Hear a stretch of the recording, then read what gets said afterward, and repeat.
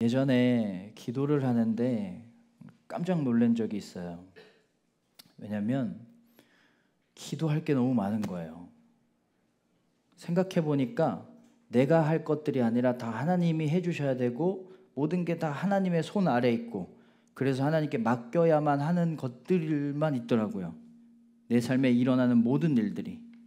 그래서 기도를 하는데 해도 계속 나와요. 이것도 맡겨야 되는 거고 이것도 맡겨야 되는 거였구나. 근데 더 놀라운 게 뭔지 알아요? 그럼에도 기도를 안 해요. 그게 더 놀랍죠? 나 혼자 할 수 없다는 것은 너무나 명확한 사실인데도 하나님께 맡기지 않을 때가 많아요. 기도를 안 한다는 건 산소통 없이 물에 들어가는 거랑 똑같습니다. 내가 참은 숨으로는 얼마 못 버티는 것처럼 나에게 맡겨진 일들 속에서, 세상 속에서 내 힘으로 살아가려면 얼마 못 버텨요. 하나님이 공급하시는 능력과 지혜와 은혜로 세상 속으로, 내 삶 속으로 뛰어들어가야만 해요. 그래서 기도해야 돼요. 하나님이 하셔야 되고 하나님이 주시는 것들로 해야 돼요. 그러면 어떻게 기도를 해야 될까요?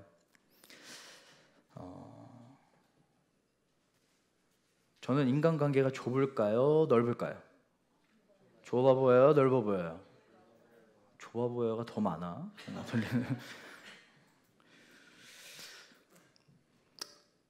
제가 하나만 말씀드릴게요. 카톡 리스트 5개, 최근 카톡 리스트 5개예요. 최근 5위부터 얘기를 해볼게요.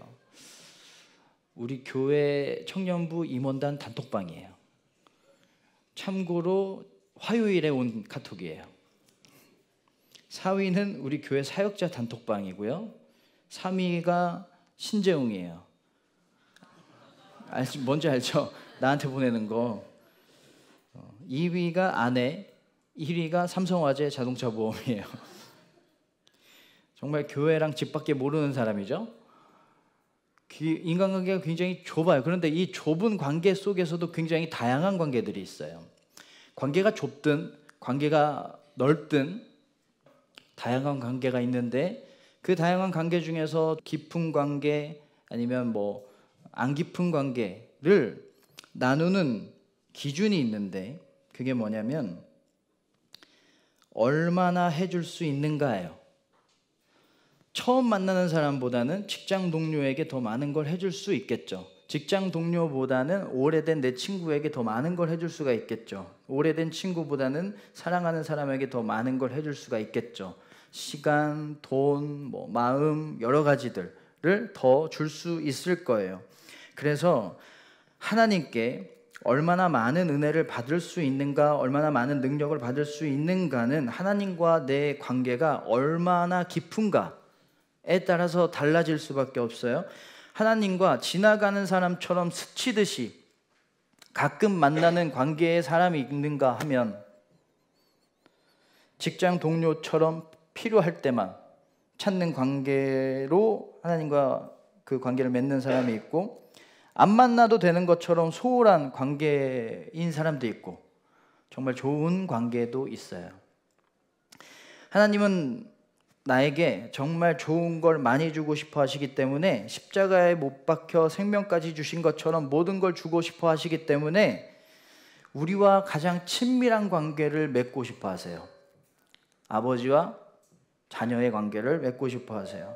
부모가 자녀에게 유산을 물려주듯이, 가진 걸 다 주고 싶어 하듯이, 하나님은 나에게 아낌없이 사랑을 주고 싶고 복을 주고 싶고 하나님의 계획을 주고 싶고 하나님 나라의 삶을 주고 싶고 능력과 지혜와 온유와 은혜를 마음껏 부어주고 싶으시기 때문에 우리하고 가까워지고 싶어 하세요.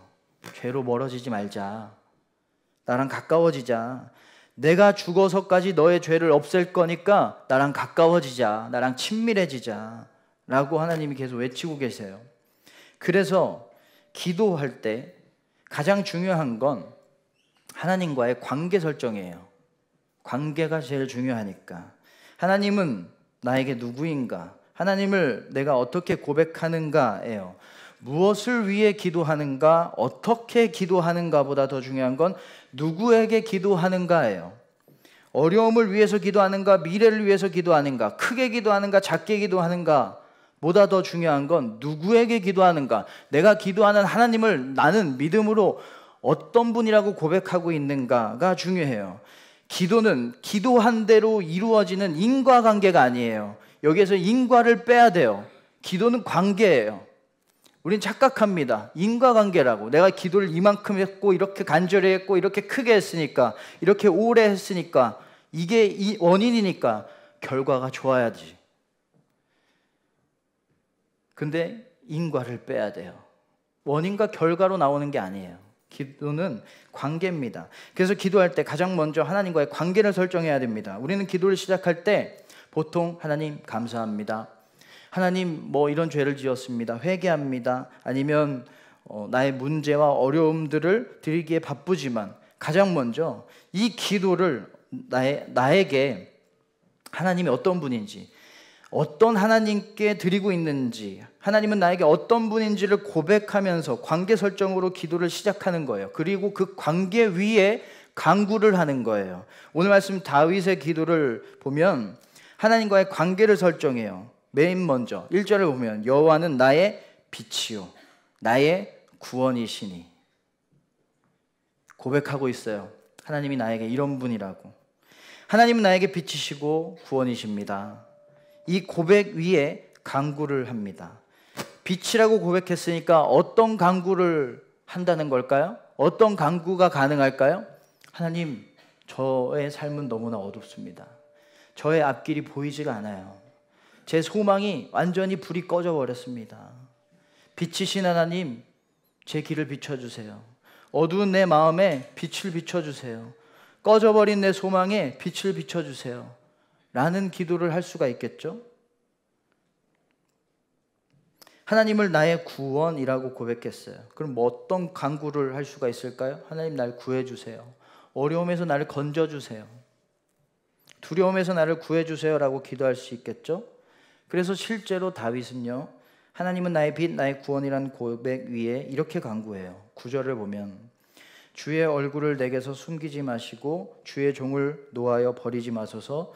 주는 나의 도움이 되셨나이다. 나의 구원의 하나님이시여 나를 버리지 마시고 떠나지 마소서. 하나님, 날 버리지 마시고 날 떠나지 마시고 나에게서 숨지 마시고 날 도와주세요.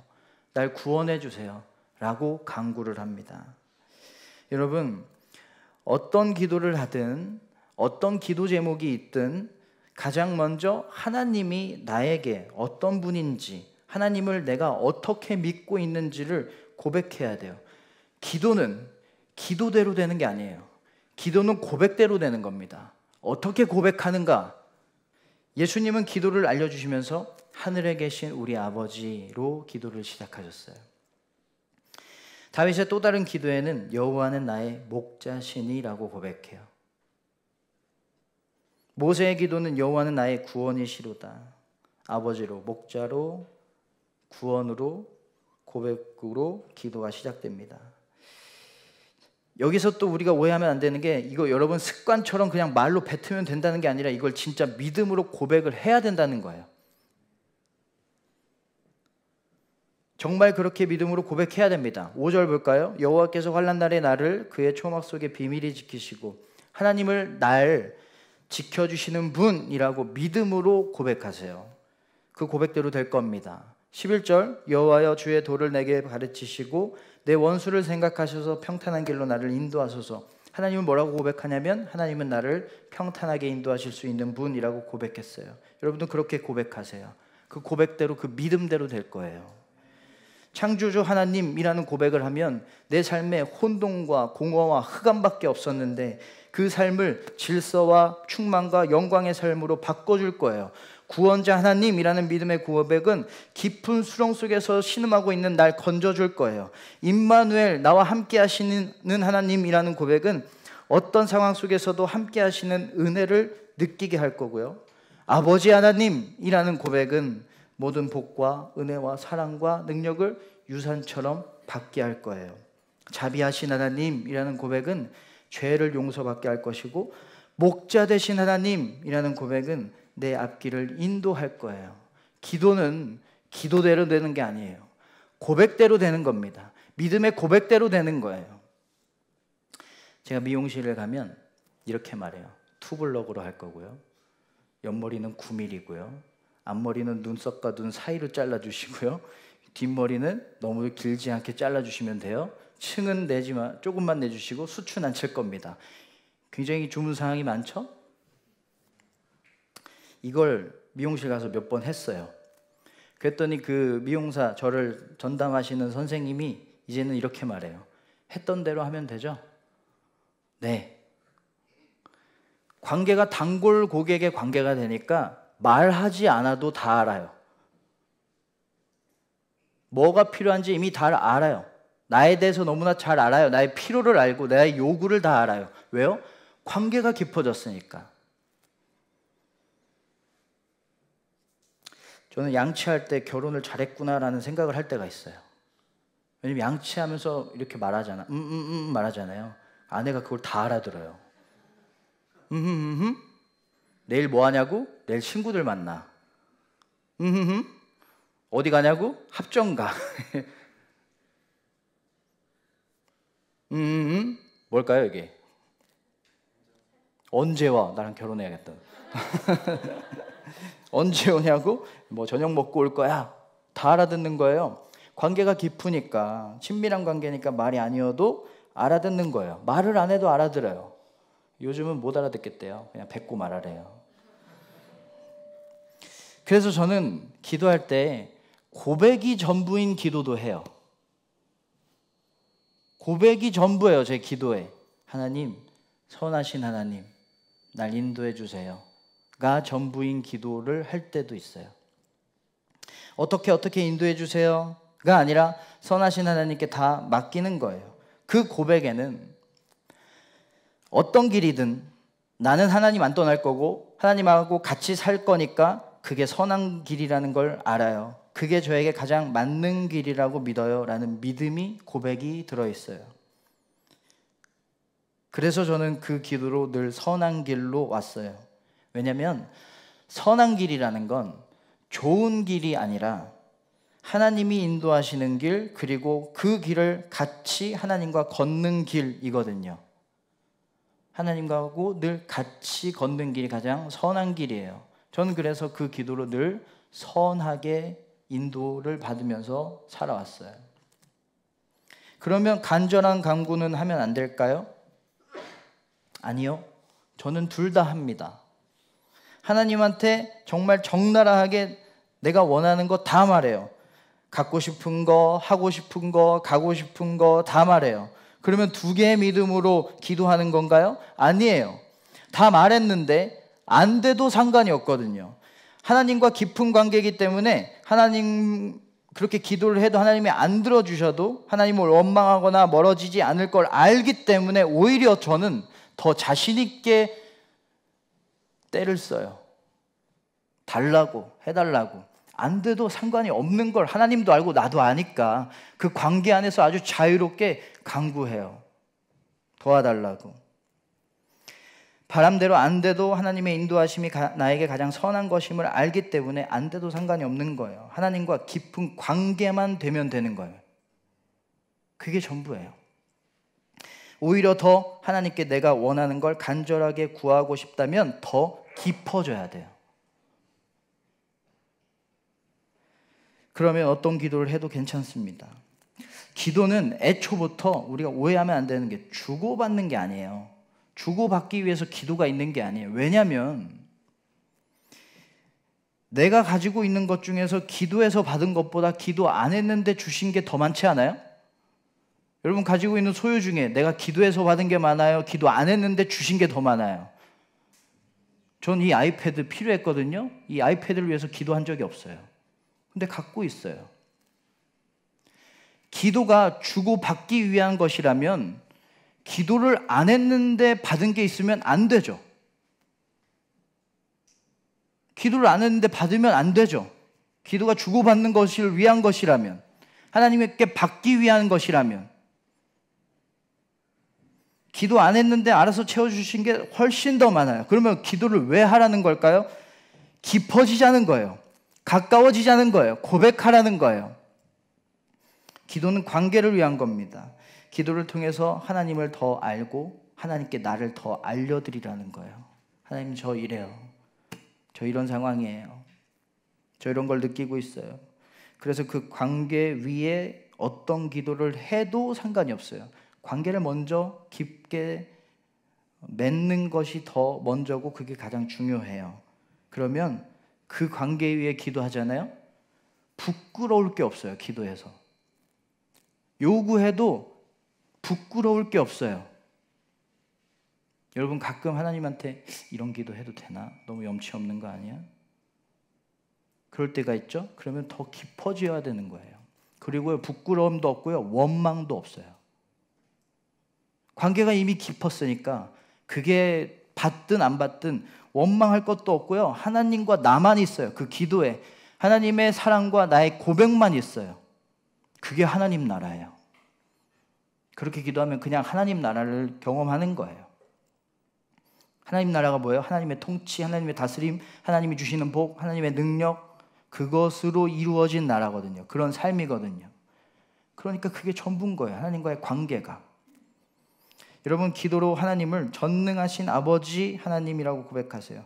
그 고백으로도 일하실 거예요.